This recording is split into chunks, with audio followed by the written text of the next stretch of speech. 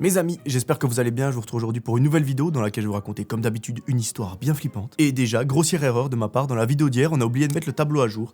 On a fait la 5e vidéo et aujourd'hui, on fait la 6e. Plus sérieusement, j'espère que cette semaine spéciale campagne électorale sur Spotify vous plaît. On n'oublie pas, l'objectif principal de cette semaine, on va tous voter. Et mes amis, vraiment, s'il vous plaît, je vous le demande, toute personne qui regarde cette vidéo, allez voter. Parce que là, il reste à peu près 24 heures, c'est là où tout va se jouer. Donc si tu as Spotify, n'hésite pas à scanner le code QR qui apparaît à l'écran ou à cliquer sur le lien en description ou le lien en commentaire épinglé et n'hésite pas à mettre tes votes parce que vraiment c'est là où tout va se jouer. Donc là il faut vraiment qu'on agisse comme une armée, on arrive, on débarque, on vote, on bombarde comme pas possible et peut-être que ça le fera. Et mes amis, comme je vous l'ai dit, les résultats on les aura le 8 avril au Grand Rex à Paris et bien évidemment j'ai prévu de vous vlogger tout ça avec cette petite caméra qui d'ailleurs m'a été prêtée par ma soeur que j'aime tout plein et en plus de ça je vais pas tout seul. J'y vais avec 5 personnes, vraiment ça va être incroyable. Et je dis bien et peut-être que je vais vivre un rêve sur le trajet. Je vous en dis pas plus, peut-être que je pourrais pas trop en parler, ça dépend. Mais croyez-moi, si on gagne cet award, donc s'il y a assez de votes et que j'arrive à vivre ce rêve sur le trajet, mais c'est la meilleure semaine de ma vie. Enfin bref, si vous me croisez dans Paris comme ça avec une caméra en train de parler, venez faire coucou. Moi en attendant, je vous propose d'éteindre la lumière de là où vous trouvez et on est parti pour l'histoire du jour. Et mes amis, restez jusqu'à la fin de la vidéo parce qu'à la fin, je vais vous raconter une anecdote par rapport à cette histoire. Enfin, c'est quelque chose d'un petit peu similaire, de près ou de loin. Mais bref, l'histoire que je vais vous raconter, c'est celle de Lucas. Lucas, il nous raconte que sa vie, elle est pas spectaculaire. C'est la vie plutôt classique d'un jeune adulte, c'est-à-dire qu'il va en cours, il rentre à la maison, il sort avec ses potes en soirée. Et il y a un détail extrêmement important pour l'histoire, c'est qu'il nous raconte qu'il est sorti récemment d'une relation qui l'a épuisé. Vraiment, c'est pire que les détraqueurs dans Harry Potter, cette relation, elle lui a vidé son âme. En gros, cette relation, elle a été très toxique, très compliquée, c'était avec une fille et ça a duré quelques mois seulement. Mais ces quelques mois, tellement c'était toxique, pour lui c'est passé comme plusieurs années. Cette fille, il nous décrit un petit peu comment elle est extrêmement possessive, extrêmement jalouse, et c'est le genre de personne à pouvoir vous mettre un AirTag dans vos chaussures pour savoir où vous êtes, à quelle heure, avec qui. Donc on comprend assez vite que notre ami Lucas, cette relation elle était pas faite pour lui, et que ça l'a fortement marqué. Au début, Lucas il nous raconte qu'il pensait que c'était juste de l'insécurité, donc il essayait de la rassurer tant bien que mal, de faire vraiment attention à elle, et surtout de calmer les choses quand il le pouvait. Mais malheureusement, plus le temps passait, plus ça devenait lourd à gérer, pour ne pas dire invivable. Visiblement, la rupture, elle s'est pas bien passée du tout. Notre ami, il a essayé de faire ça proprement, lui expliquant qu'il n'en pouvait plus, qu'il avait besoin de respirer, de souffler, de se retrouver avec lui-même, parce que cette relation, elle commençait à le bouffer. Sauf que, vous imaginez bien, vu le profil de la personne en face, elle a pas du tout kiffé. Au contraire, elle l'a même extrêmement mal pris. Donc, vous l'aurez compris, ils se sont quittés en mauvais termes, avec des reproches, des insultes, des messages. Ce genre de messages où ça insulte toute la descendance de l'autre, enfin, des choses pas très matures. Et le truc, c'est que même après cette rupture, son ex, elle a continué de l'harceler en lui demandant des explications tous les jours, plusieurs fois par jour. Elle lui a reproché, par exemple, d'avoir abandonné la relation. Elle lui a dit qu'il allait le regretter toute sa vie et que clairement, c'était lui le problème. Alors que, on connaît pas la nature de leur relation, on connaît pas ce qui s'est passé, mais on a quand même un bon a priori. Même si, attention, on a que la version de Lucas, on ne connaît pas le reste. Bref, notre ami, il a fini par prendre de la distance, il a arrêté de lui répondre, et il a vraiment mis du temps à se remettre de tout ça, parce que c'est quelque chose qui l'a marqué. Et il y a un truc qui l'a pesé, et il nous raconte que c'est ça qui a été le plus dur, c'est que vous passez en fait du jour au lendemain de tout à rien. Ça veut dire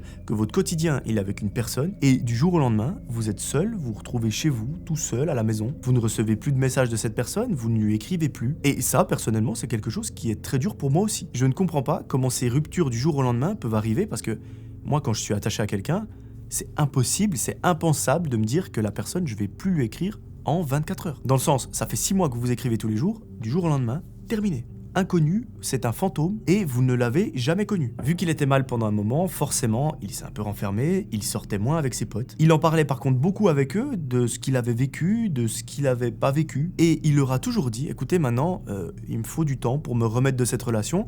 J'ai envie d'être seul, j'ai envie de pouvoir souffler, de profiter, de m'aimer moi-même et surtout de ne plus me prendre la tête. Heureusement, ses amis, ils ont été là pour lui, ils lui ont fait faire des activités, ils l'ont fait sortir et surtout, ils l'ont aidé à relativiser. Et là, ils ont eu un bon comportement, selon moi, c'est qu'ils lui ont dit écoute mec, nous on était potes, on va pas te dire ce que tu veux entendre, au contraire, on va dire ce qui est bon pour toi. Et la vérité, quelque chose d'objectif. Donc, ton ex, c'est pas quelqu'un pour toi, c'est quelqu'un de trop toxique. Toi, tu n'as rien à foutre dans une relation comme ça. Et je suis très content que ses potes lui aient dit ça parce que moi, mes potes me l'ont dit aussi après ma relation.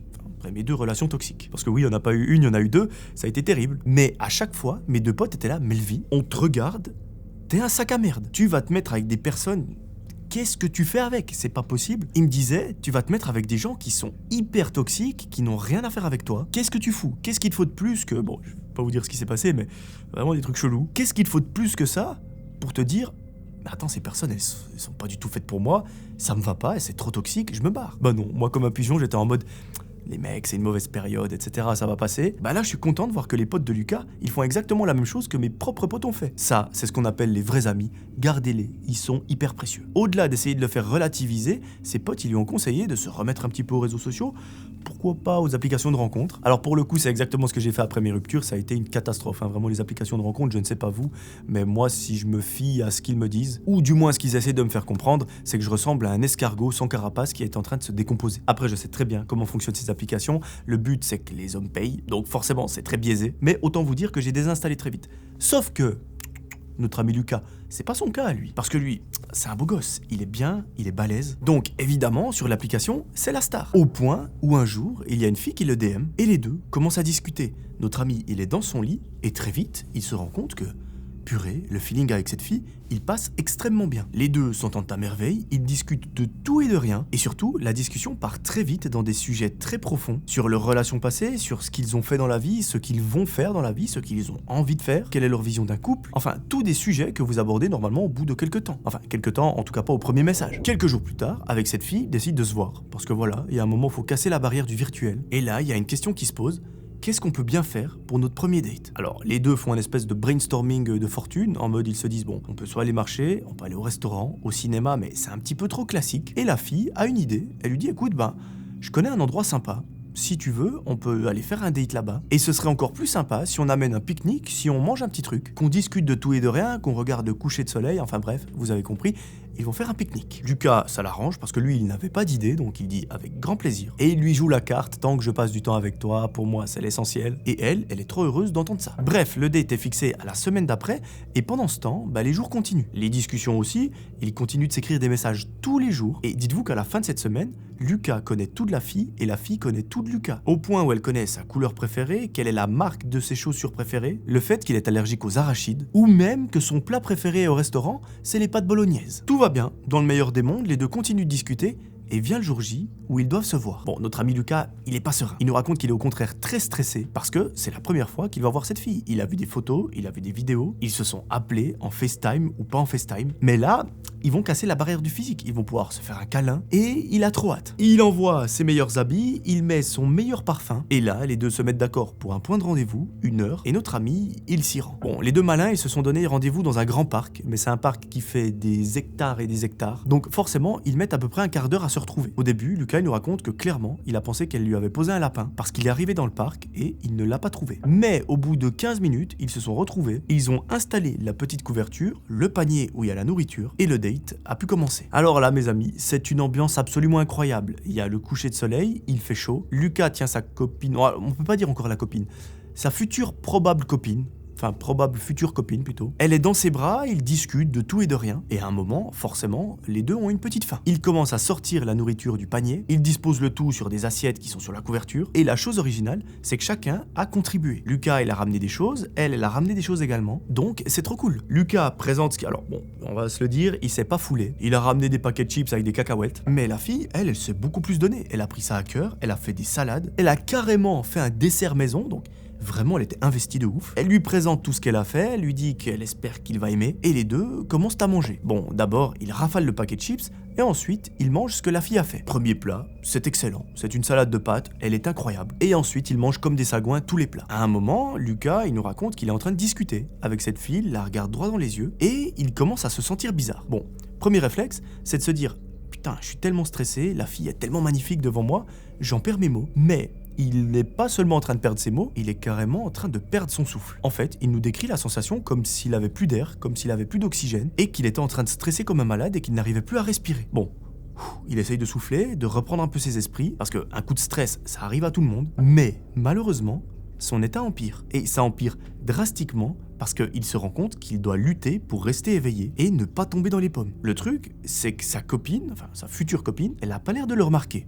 Du moins, elle fait rien. À un moment, mes amis, Lucas sent que sa gorge et sa bouche sont en train de gonfler, ou du moins, il a la sensation que c'est en train de gonfler, et il se dit clairement, mais je vais crever. D'ici 10 minutes, je suis en train de faire un ping-pong avec Johnny et Tupac, alors que je suis en train de passer le meilleur moment de ma vie avec ma future copine. Et il y a ce moment où il se rend compte qu'il arrive presque plus à respirer. Il fait des signes de la main à sa future copine pour lui dire putain, il y a un truc qui se passe, il faut que tu agisses, que tu fasses quelque chose, que tu appelles l'ambulance ou je ne sais quoi. Et mes amis, lorsqu'il lui fait comprendre par des signes et que ça se voit clairement à sa tête qu'il est en full détresse, la fille ne fait absolument rien. Elle ne bouge pas d'un poil. Et c'est là que tout va se jouer, parce que au lieu de pleurer, d'être paniquée, d'appeler la police, enfin pas la police, une ambulance, eh bien, qu'est-ce qu'elle fait? Elle a un grand sourire. Donc le mec, dites-vous qu'il est en train de crever devant elle, elle a un grand sourire. Ça la fait marrer, ça la fait rire. Elle se tape une bonne barre, sauf que, c'est pas le moment. Là, notre ami Lucas, il commence presque à perdre connaissance. Il sait que c'est peut-être la fin pour lui parce que il n'arrive plus à respirer. Et la personne en face de lui, elle ne lui porte pas assistance. Il se souvient d'une phrase qu'elle lui a dite et après ça, elle est partie. Elle lui a dit, mot pour mot, tu n'avais qu'à pas être un connard. Bon, Lucas, il n'a pas eu le temps de réfléchir à quoi que ce soit parce que lui, il était en train de se battre pour rester en vie. Mais cette phrase, elle s'est gravée à quelque part dans son cerveau. Elle lui dit cette phrase, la fille se lève, elle prend ses clics et ses claques et elle se barre. Elle laisse tout sur place, le panier, tout, juste elle se casse. Là, c'est probablement la fin pour notre ami Lucas parce qu'il n'arrive plus à respirer. Et mes amis, ce petit dicton ou cette métaphore ou je ne sais quoi qui dit que quand c'est pas votre heure, ce n'est pas votre heure, eh bien, je pense sincèrement que c'est le cas. Parce que Lucas va nous le montrer. Il est en train de canner par terre, il se bat pour respirer, lorsque soudain, il y a un de ses meilleurs potes qui débarque et il lui dit « Gros, qu'est-ce qui se passe ?» Voyant que Lucas est en train de canner par terre et de fusionner avec le sol, il comprend très vite que quelque chose de très grave est en train de se passer sous ses yeux. Et c'est là où pour moi, le mec, c'est incroyable. Il a identifié immédiatement le problème. Notre ami Lucas est en danger de mort parce que ce qu'il voit devant lui, c'est une réaction allergique aux arachides. Et oui, mes amis, souvenez-vous que lorsqu'il discutait avec la fille sur l'application de rencontre, eh bien, il a évoqué le fait qu'il était allergique aux arachides, mais pas allergique en mode j'ai des petits boutons, allergique au point où il peut en crever. Donc son pote comprend très vite ça. Et deuxième miracle, selon moi, c'est qu'il sait aussi que Lucas ne se balade jamais sans sa piqûre. Maintenant, où est-ce qu'il l'a mise ? On ne sait pas. Alors, très vite, il regarde si Lucas a un sac, il voit que oui, mais il le fouille, il n'y a rien. Il lui tâte les poches devant, il n'y a rien. Il regarde ses poches de pantalon, il n'y a rien. Mais dans sa poche arrière de pantalon, il trouve une petite piqûre. Et là, bon, c'est un petit peu... Enfin, moi, ça m'a fait rire quand j'ai vu ça. Il ne sait pas à quoi elle ressemble cette piqûre de base. Parce que, en gros, d'après ce que j'ai compris, quand vous faites une réaction allergique comme ça, vous avez une petite piqûre en mode stimulant, vous le mettez, et ça atténue le gonflement ou quelque chose comme ça. Je ne suis pas médecin, peut-être que je dis d'énormes conneries. Mais tout ça pour vous dire que son pote, lui, cette piqûre, il ne sait pas à quoi elle ressemble. Donc, quand il voit ce truc dans la poche de son pote, il se dit, il y a deux options. Soit c'est un camé, le mec, il s'envoie des piqûres, mais pas pour guérir, ou alors c'est la bonne piqûre d'adrénaline ou je ne sais quoi qui va probablement lui sauver la vie. Bon, il se dit, de toute façon, le mec, soit je fais rien et il est mort, soit je me trompe de piqûre et il est mort aussi, soit j'ai la bonne piqûre et je le sauve.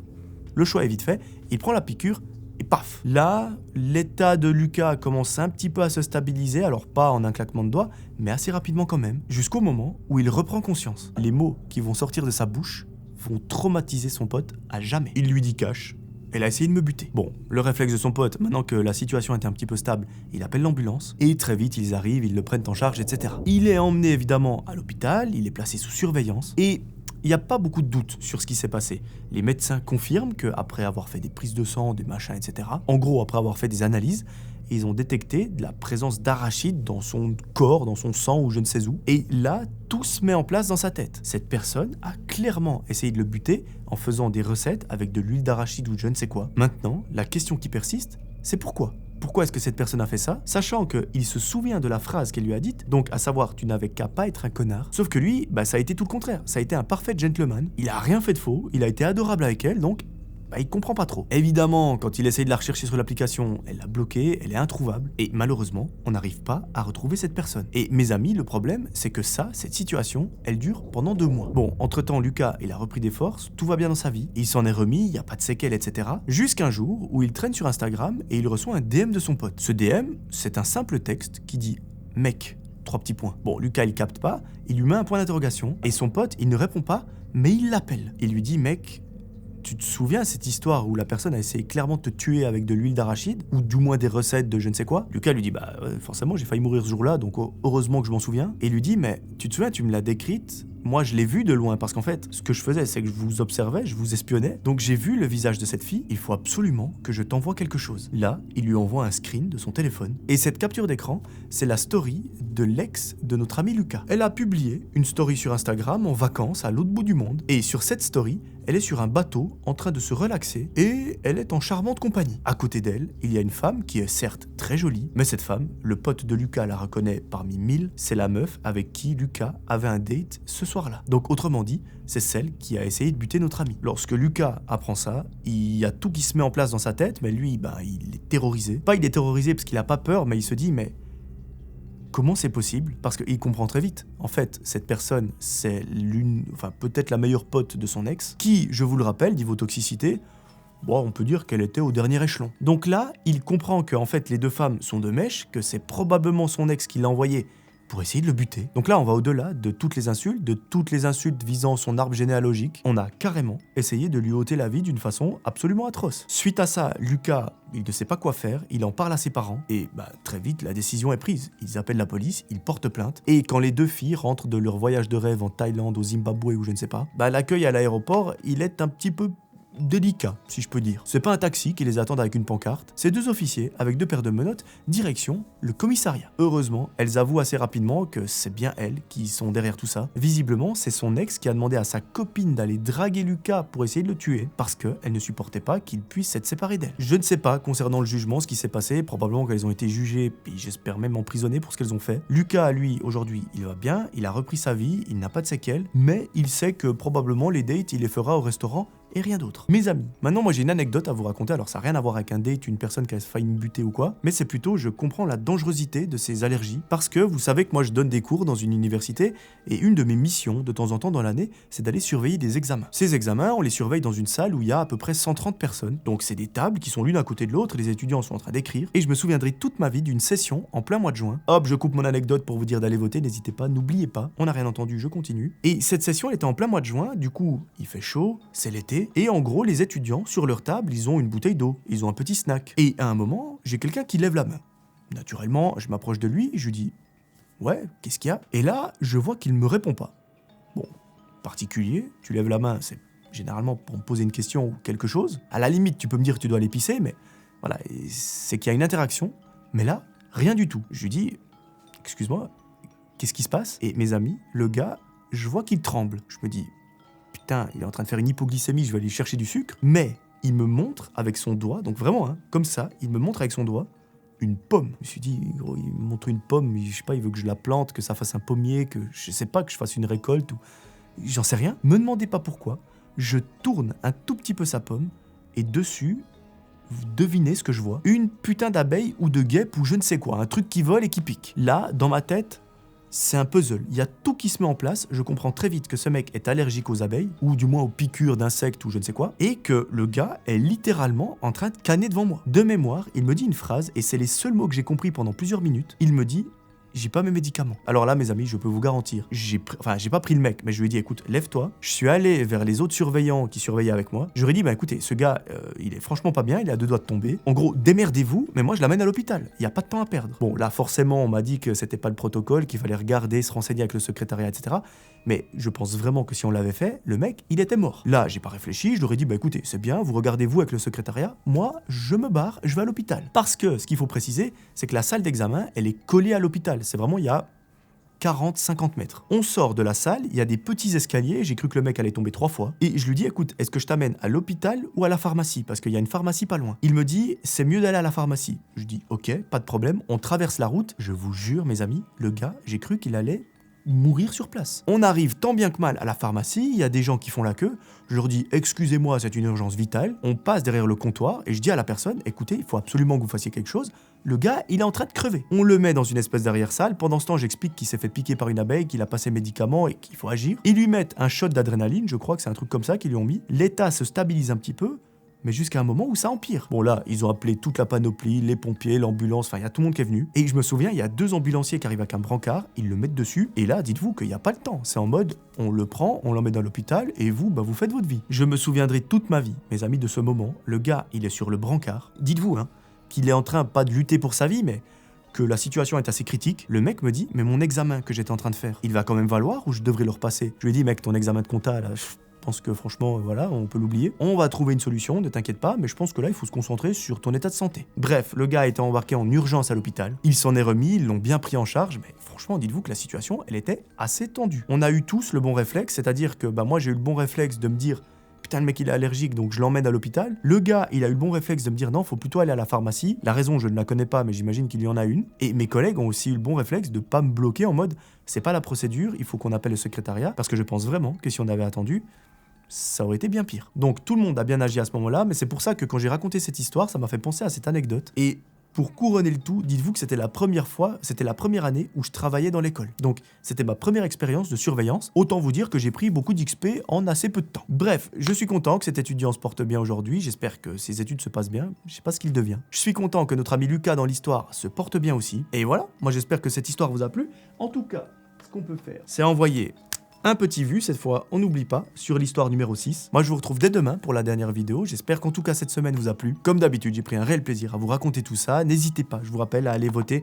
Vraiment, là, je pense qu'il faut qu'on mette tous un effort supplémentaire. Parce que c'est pendant les 24 dernières heures que tout va se jouer, où tout le monde va balancer des votes. Donc nous, il faut qu'on montre qu'on est une armée, qu'on est une grosse communauté très solide, et qu'on fasse un dernier gros effort avant que je vous laisse tranquille avec ce pressing. En tout cas, merci du fond du cœur, mes amis, pour ce que vous me faites vivre. J'ai trop hâte de vous faire ce vlog et de vous partager mon aventure à Paris. Merci, encore une fois, de juste tout ce que vous me faites vivre, de me rendre heureux, de me faire passer du bon temps sur internet. Et j'espère vraiment que cet award ça va le faire. Et même si ça ne le fait pas, ça me touche juste du fond du cœur de me dire qu'on a une communauté autant engagée, une communauté qui est prête à voter pour quelque chose dont elle va jamais voir la couleur, c'est-à-dire que l'award il est pour moi, mais vous n'allez pas avoir un trophée dans votre salon. Donc rien que ça me touche énormément et franchement je vous en serai à jamais reconnaissant. Voilà, moi je vous ai tout dit, je vous propose de vous retrouver dès demain pour la nouvelle vidéo. D'ici là, j'aimerais que vous preniez soin de vous. C'était Melvin, ciao tout le monde.